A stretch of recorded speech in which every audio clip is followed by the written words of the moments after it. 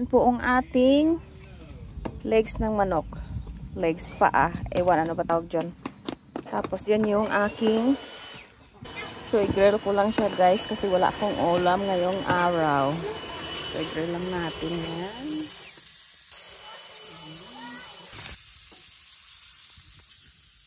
Lang naman isa kakain guys, pero niluto ko na sila lahat kasi pang ilang araw ko na tong kainan, hindi na ako magluluto or magkuha na lang ako ng gulay para i-partner dito. Baliktarin ko lang. Ayan. Guys, muntik na masunog. O ayan, nasunog yung isa.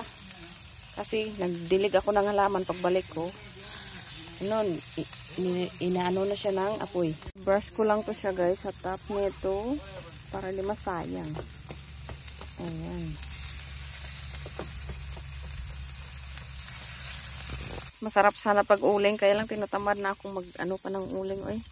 So, yun na lang muna. So, ayan na siya guys. Luto na ang ating grilled na manok. So, ready to eat na tayo. So, hanguin lang natin to guys. Kasi luto na siya. So, ayan. Una it.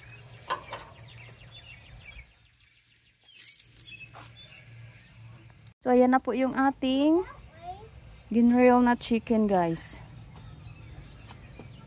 Propane lang yung ginamit ko kasi tinatamad ako mag ano ng uling.